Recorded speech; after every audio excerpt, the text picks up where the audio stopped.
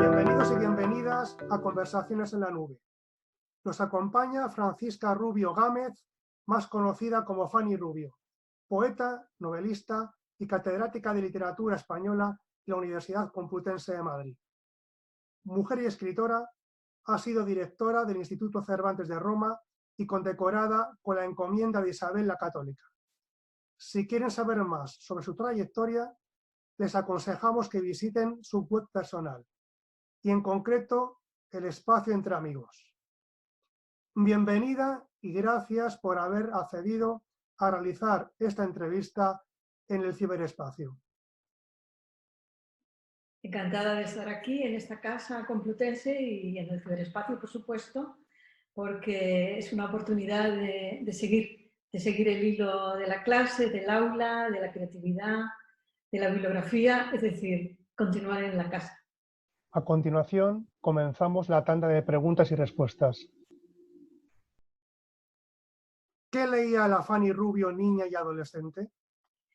Claro, soy niña de la posguerra, yo era una niña de pueblo, estuve un tiempo en mi pueblo con mis padres en mi colegio de religiosa, en mi instituto, y mis primeros años de escritora. Por tanto, hay una saga de libros muy diferentes y una saga de experiencias muy diversas. Por ejemplo, yo recuerdo el primer libro que vi en mi casa fue el Diccionario de la Lengua, que era un diccionario que tenía mi padre en la trastienda, teníamos un comercio de ultramarinos, y en la trastienda estaba el Diccionario de la Lengua. Fue el primer libro que yo encontré donde yo buscaba las palabras que no entendía y tampoco entendía el significado porque era excesivamente pequeña. El segundo libro que yo recuerdo haber visto en mi vida fue en casa de mis abuelos, libertarios, el libro de Kropotkin, La conquista del pan. Claro, no tenía nada que ver un primer libro con el segundo, pero tampoco con el tercero, porque en el colegio religioso en el que estuve mis primeros años, pues estaba la Biblia, y las historias de la Biblia nos las contaban en una clase que era como de costura, de conversación o de tertulia, y allí apareció una figura que me interesó muchísimo, que fue la figura de la Biblia que no tiene nombre, la única que no tiene nombre, que es la mujer de Lot, la desobediente, la mujer que mira hacia atrás, que mira hacia su memoria o hacia la ciudad incendiada, que está castigada por sus pecados, según nos contaban las monjitas, por haber desobedecido el ritmo de la historia o el ritmo de lo previsto, ¿no? según los profetas y el Antiguo Testamento. El caso es que esta mujer de Lot, que es la que queda convertida en estatua de sal porque desobedece y porque mira hacia atrás, va a ser una figura que me va a perseguir, va a estar en mi mente todo el tiempo. Sumando esta mujer de Lot, desobediente, que mira hacia atrás, que es la viva imagen de la memoria del colegio de monjas, con el libro de Kropotkin, La conquista del pan, de mis abuelos libertarios, y el diccionario de la lengua de mis padres en mi casa, de mi pueblo, pues produjo en mí una especie de visión de que la verdad estaba en el otro lado, porque claro, no coincidían unas verdades con otras. Y eso ha sido quizá mi gran patrimonio y el momento mágico en que reúno los contrarios, y esos contrarios, el libro de Kropotkin, La conquista del pan, la Biblia, la figura de la mujer de Lot, la rebelde, la desobediente, y luego el diccionario de la lengua, el significado de las palabras, me van a acompañar toda la vida. La verdad es que esos primeros libros son luego esos libros que te van a recordar toda tu historia. Tengo una amiga que he mantenido como amiga toda la vida en mi pueblo, que siempre me dice, ella se llamaba Ruiz, y yo Rubio, y estábamos siempre condenadas, yo a leer antes que ella en los ejercicios del colegio. Y ella me tenía una manía increíble, luego lo ha confesado, porque yo leía una página y cuando daba la vuelta a esa página yo seguía leyendo, como si lo supiera. Y lo que ella no sabía es que yo me inventaba lo que decía la página siguiente. Y yo le digo, no, es que me lo inventaba, de verdad que yo no leía tan rápido, es que me inventaba porque tenía que volver la hoja.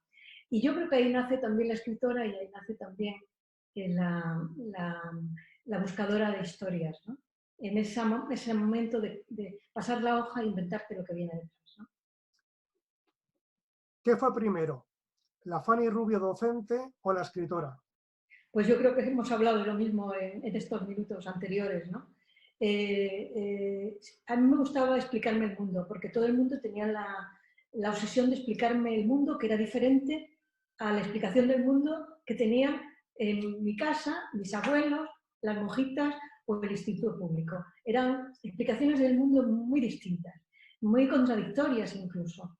Pero me gustaba buscar esa interpretación en el otro lado del espejo. Y yo creo que la docente y la creadora disfruta pasándose del lado de la docencia al lado de la creatividad, porque los dos lados del espejo son importantes. No quedarte solo en la superficie, sino explorar en la zona de sombra que se marca en el espejo cuando no está iluminado. Y esa zona de sombra es la que busca el filólogo también, o la que busca el creador. ¿Qué hay ahí en esa parte que no te la han dado? ¿Dónde está el otro, no? La búsqueda del otro. Creo que la docente y la creadora nacen a la vez. Nacen a la vez. No hay una antes que otra. Sí que es verdad que el docente ayuda a entender lo que el creador a veces necesita interpretar o inventar. Y es curioso que cuando tú estás dando una clase, el momento mágico es cuando aparece un poema. Ese es el momento maravilloso de una clase. Los alumnos lo saben y yo lo interpreto en los alumnos cuando estamos con Juan Ramón Jiménez y estamos leyendo Espacio, ha llegado la hora, es el momento en que todos se levantan y de pronto se quedan pegados a la silla. Es cuando ves que el fondo del espejo ha reaccionado. ¿Qué 3 libros recomendaría para un mes de agosto en Madrid? Para un mes de agosto en Madrid, pues no puede ser un libro que haga pensar mucho, pero sí un libro fresco, pues podría ser, ya que hemos vivido el centenario del nacimiento de Gloria Fuertes, un libro de Gloria Fuertes como Poeta de Guardia, ¿no? Que es un título que representa todo lo que ha sido los poetas de posguerra, Poeta de Guardia. Pero también puede ser el herbario de Emily Dickinson, que acaba de salir, que donde habla de todas las florecillas que le gustaban a Dickinson, que se pasó la vida encerrado en su casa y mirando y vigilando su huerta y regando sus plantas, ¿no? Sus 400 especies de Emily Dickinson, el herbario que acaba de traducir Eva Gallú y que ha publicado Arcolibros. Pero también recomendaría Lluvia Fina de Luis Landero, que es uno de los mejores libros del año. Y a lo mejor, pues si quieren pues profundizar en algo más que no tenga edad o que no tenga tiempo, que no tenga siglo, pues Memorias de Adriano de Marguerite Yourcenar podría ser. ¿Quiénes son sus referentes de la poesía y la narrativa contemporáneas? Claro, si están vivos son amigos, no puedo poner a unos delante de otros. Es una pregunta capciosa. Pero sí que puedo, porque es público y notorio, que yo me he vinculado espiritual y culturalmente y vitalmente a María Zambrano y a su historia. Porque muchas mujeres de la universidad y muchas creadoras nos identificamos con esa figura que ha padecido el exilio, que ha sido recuperada muy tarde, pero que también estuvo en las aulas universitarias como nosotras, que fue ayudante de Ortega y que ha trabajado entre la filosofía y la literatura, entre la filosofía y la poesía, y ha aportado aquello que recomendaba Unamuno siempre: piensa el sentimiento, siente el pensamiento. Que fue muy mal entendido porque Unamuno era un poco la figura seria, dramática, trágica, que no estaban en los programas de literatura, sino en los de filosofía. Y ahora, después de la película Unamuno, que lo ha hecho pues ser una figura muy accesible a todos, a todo tipo de públicos, vuelve a estar en las manos de los estudiantes su obra y esa frase que nos recomendó siempre: el sentimiento hay que pensarlo y el pensamiento hay que sentirlo. Y es lo que queremos hacer muchas veces dentro y fuera de la clase algunos de nosotros. Referente María Zambrano, referente Umbral, pues trabajar Madrid, el Madrid más difícil, más doloroso, más ese paisaje dramático de posguerra que lo trabajó tanto Umbral como periodista, como cronista, como novelista. Y también otro referente sería Julio Uceda, que en las universidades americanas seguía creando y trabajando. Y gente de mi generación, pues Rosa Montero, Carme Riera. Realmente de los maestros, pues Vargas Llosa, ¿no? He citado a Yurcenar, pero también a Alberti, pero también Montserrat Roig y también gente más joven o de mi generación, César Antonio Molina. Estoy muy a gusto con todos ellos, pero leyendo también a Octavio Paz, a Valente, a Hierro. En fin, no me hagas decir más nombres, porque son todos imprescindibles en mi biblioteca. ¿Comenzaremos a encontrar en las librerías, a partir de ahora, obras inspiradas en la situación actual? Toneladas, toneladas. Vamos a encontrar toneladas. Todo el mundo va a escribir su diario de confinamiento, todo el mundo va a escribir sus temores al virus, todo el mundo va a buscar todas las enciclopedias de las secuelas o no secuelas que va a tener el encerramiento de toda Europa, ¿no? Estremecida. Va a haber mucho voluntariado de la actualidad, pero yo creo que los libros que nos van a interesar más va a ser ese libro que está más al fondo en la librería, que no está en el escaparate ni en los primeros 7 pasos, que dice que vamos a recorrer 7 pasos y luego nos volvemos a la calle. En esos 7 pasos es donde el mercado pone sus títulos cebo. Va a haber, repito, mucho voluntariado de la actualidad, pero creo que hay que buscar la trastienda. Como siempre hemos buscado en las trastiendas los libros que más nos han impactado, más al fondo, más al fondo. ¿Tiene sexo la literatura? La literatura tiene todos los sexos. Es decir, no solo el sexo de quien escribe o el sexo de los personajes que desfilan por ese libro. El sexo de la literatura es soñar todos los sexos. El sexo de la regenta era femenino y, sin embargo, el autor era Leopoldo Alas, ¿no? Lo importante es saber cómo se sienten los personajes, identificarte con ellos, saber que en el otro estás tú. No estás tú en ti. Ahora que vivimos esta apoteosis del yo, que es algo ya que la sociedad de consumo aprovecha, pues en el otro estás tú, siempre estás tú. Y el sexo es de quien estás buscando, sea hombre, mujer o medio pensionista, o todos los sexos están en la literatura. ¿Dónde se refugia Fanny Rubio para escribir? Hubo una época que yo buscaba sitios para escribir, por ejemplo en Ávila, en las Navas del Marqués, pasé 10 años y realmente escribí quizá el libro en el que más me entregué, que fue El Dios Dormido. Justamente hoy, Viernes Santo, es el personaje Magdalena el que protagoniza, ¿no? el final de nuestra Semana Santa, es la que protagoniza esa entrada en los museos, es la figura de la que yo he heredado el pelo un poco rojo, ¿no? Y esa persona que encarna el duelo, palabra que asusta mucho, incluso en las épocas más dolorosas. El duelo, que es una figura literaria maravillosa, no porque nos guste vivir el duelo, sino porque realiza la catarsis, no solo de la persona, sino también de la sociedad. Magdalena encarna el duelo. Yo me refugié en Ávila para escribir la novela del duelo encarnada en María Magdalena. Tardé 10 años en dejar Ávila y cerrar la novela y publicarla. Fue Ávila el lugar escogido, pero también Linares, en mi pueblo, he escrito muchos libros, y Madrid, mi despacho, o Alemania, Europa, pero el lugar ideal para escribir es mi memoria. Ese es mi lugar, ese es mi espacio. Y donde va mi memoria, va mi escritura, va mi persona, va mi interés. El lugar es la memoria. Sabemos que es una buena madre, pero ¿a qué hija quiere más? ¿A la poesía o a la narrativa? Bueno, siempre he sido mala madre, ¿eh? He sido mala madre en todos los casos porque siempre voy de un lado para otro y nunca atiendo lo que debo atender. Pero sí que es verdad que la novela, una vez que se ha terminado, vuela. Es la hija emancipada. La novela es una maravilla porque ya no te da la lata, porque la novela se va. En cambio, la poesía se queda. Es el fruto de la endogamia, del edipismo, la poesía es el sedimento, es el fondo, es el inconsciente. Siempre estás con ella, no se emancipa nunca. Es una solterona que se queda contigo. Y esa es la diferencia entre novela y poesía. Y yo lo vivo, lo disfruto. Que la novela se haya ido, no me acuerde ni del nombre de los personajes a veces. pero con la poesía siempre está volviendo, siempre está removiendo el fondo, siempre estás embarrada y entonces es muy interesante seguir con ella.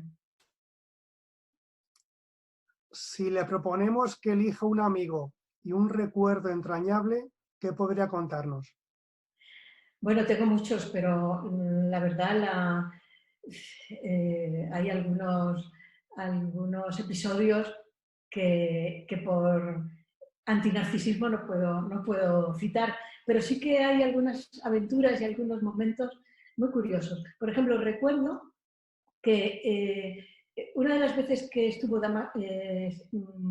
Ernesto Sabato en Madrid, me invitó a comer, quería comer croquetas en Casa Patas y entregarme un par de páginas de un manuscrito del Túnel, que era mi novela preferida, donde María está pensando si deja el marido o no, y muy tachada con su manuscrito, y lo quería entregar.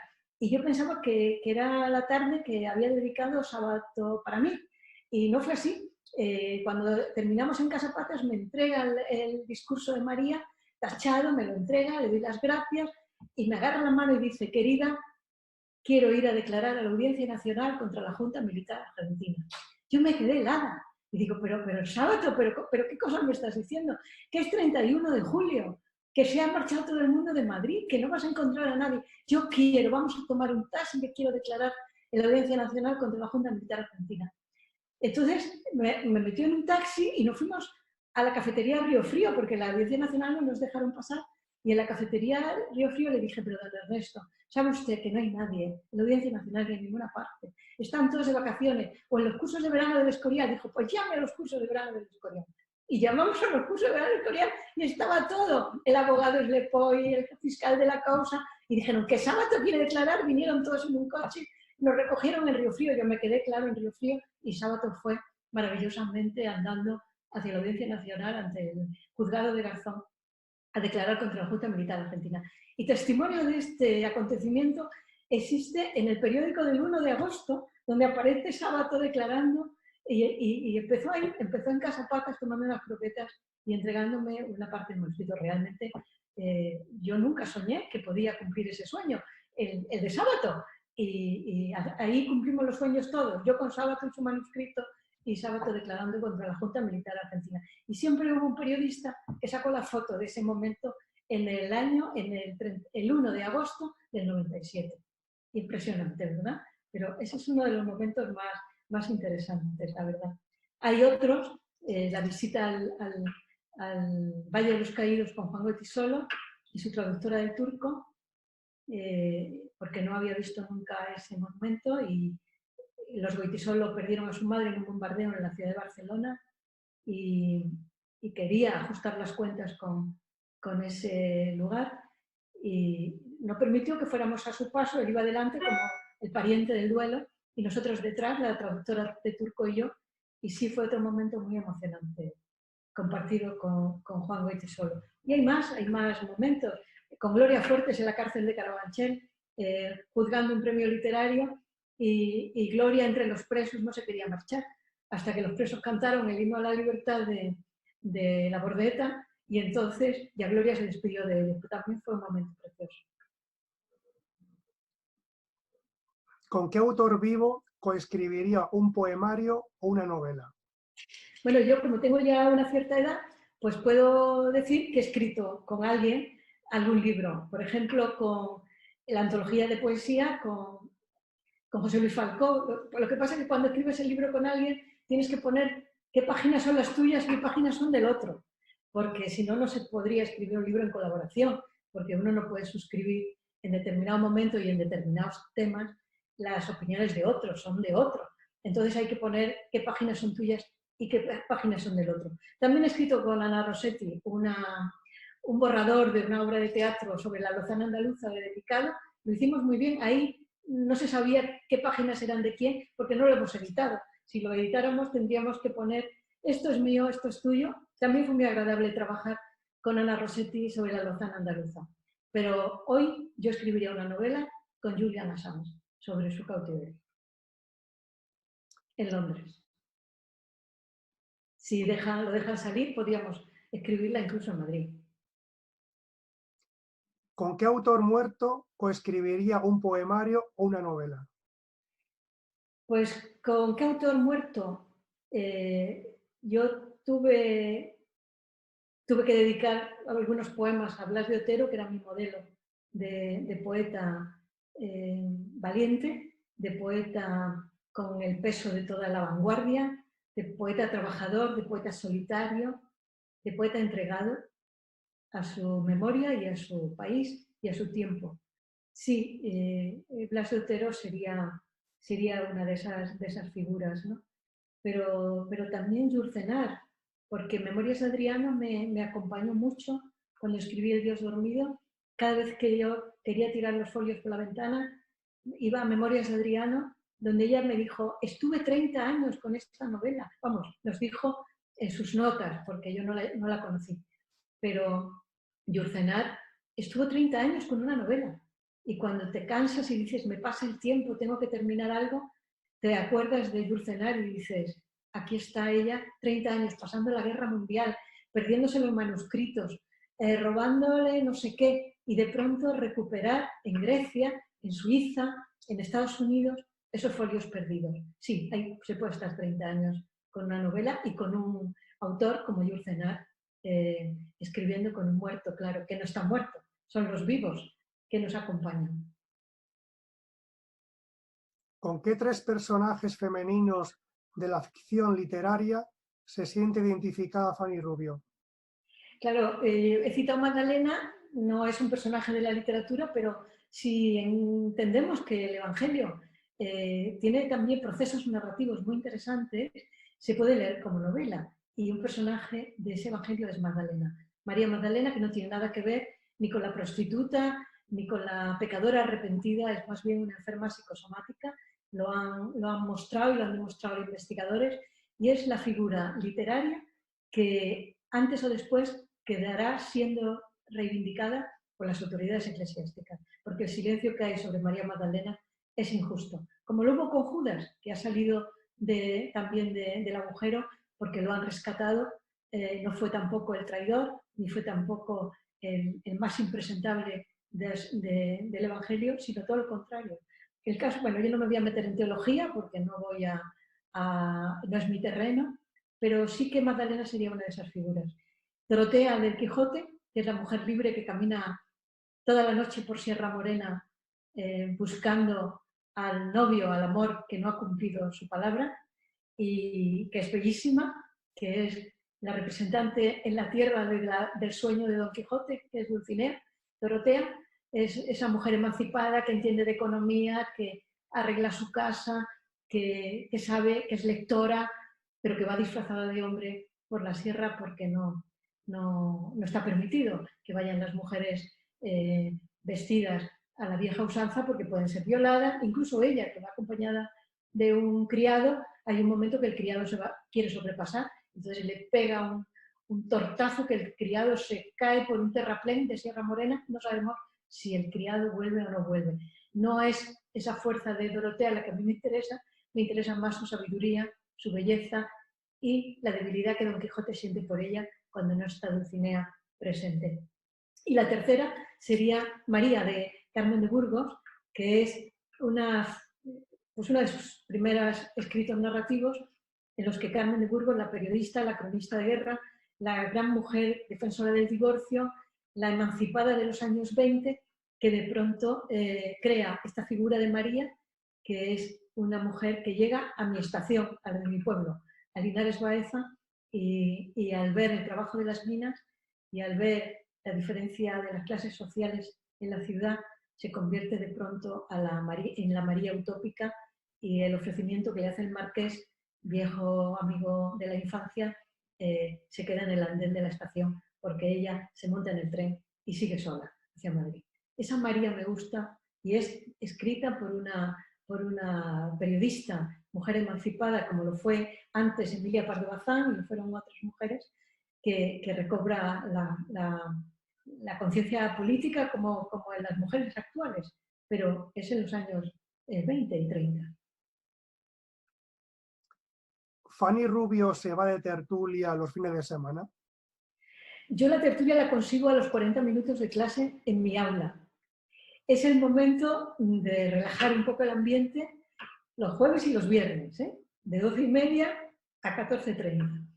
Es el momento en que ves que ya están un poco cansados, que ya mueven la cabeza, porque son clases de 2 horas, y a los 40 minutos es el momento de la tertulia. Y entonces aparece el texto literario, aparece comentario de las películas que ven, empiezo a hacer ensayo a ver si me sé sus nombres o no, y ese es el momento ideal de la clase. Cuando hacemos la tertulia en clase, en el aula, a los 40 minutos siempre. Y la tertulia puede surgir en cualquier momento, en cualquier ciudad y cualquier día de la semana. No quiero dejar un día fijo de tertulia. A veces se pasan semanas y no hay tertulia, pero la tertulia tiene que surgir espontánea, no puede programarse. ¿Está más necesitada la sociedad de la literatura o al revés? La sociedad necesita la reflexión de las palabras, necesita la crónica de la realidad que hace la literatura y necesita también la búsqueda en la sombra de esas zonas oscuras que la sociedad tiene.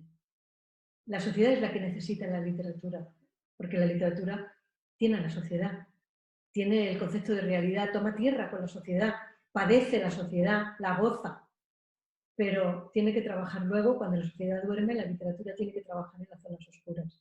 Es la literatura la que necesita la sociedad. Recuerdo un médico haciendo una ecografía que me dijo: ustedes, los filólogos, me dan envidia, porque nosotros arreglamos el cuerpo, pero ustedes colocan las cabezas. Y dije, bueno, vengas a mi clase y dígaselo a mis alumnos, por favor. Pero sí, yo creo que la literatura coloca las cabezas, coloca las emociones, produce el ajuste de los tiempos, no tiene el concepto de tiempo en línea recta como tienen los historiadores. El tiempo nuestro es curvo, están todos los tiempos en el instante, y es muy interesante cuando mandas en clase que hagan una cronología y al día siguiente, cuando han hecho la cronología los alumnos del siglo XIX al XX, algunos vienen un poco impactados por lo que han leído en la cronología. Una de las cosas que ven es cómo entre la muerte de Prim y la de Dato en el año 23, del 70, de 1870 a 1923, han muerto, y luego un poquito más adelante con Carrero Blanco, o han matado a tantos presidentes de gobierno. ¿Cómo es posible? ¿Qué cosas ocurren? Y ves que la historia se repite si no lees libros. Léete los episodios nacionales de Galdós, que ahí viene toda la historia que vamos a vivir en el futuro. Ese es el ajuste con la sociedad que tiene la literatura. Que la literatura va adelante. Por eso es importante que la sociedad la tenga en cuenta, porque ahí está su futuro, en los libros de los escritores y en la proyección de los poetas. Para finalizar, le proponemos que nos lea un fragmento de una obra de autoría propia. Pues espere un momentito, porque creo que lo voy a poder encontrar, porque es un texto que en estos momentos de sociedad encerrada y también de sociedad que necesita los sanadores, es un poema dedicado a los quitamiedos. Yo a los médicos le llamo quitamiedos. El médico es un quitamiedos que arregla la relación entre el frágil, el individuo que está necesitado de su mano, de su cuidado y de su sanación, y es el que lo levanta, ¿no? Es el que lo levanta del lecho, ¿no? Este poema se llama Ave María, es un saludo, es como el salve italiano, ¿no? Ave María, que parece una oración, pero que también hay músicos que dedican sus partituras al concepto de Ave María, que es el saludo del médico a la enferma. Ave María. Mi quitamiedos retira con su junco derecho los despojos de jeringuillas, mechones de cabello bañado en púrpura y cigarrillos engañosos, y no pierde ocasión de recordarme que la próxima vez no va a venir. Llega tarareando un concierto de Schumann y busca en mi tiniebla una bolsita de crochet granate, cuya presencia bajo mi colchón he de reconstruir con toda credibilidad en 3 segundos. pero a él le funcionan otros tipos de alertas.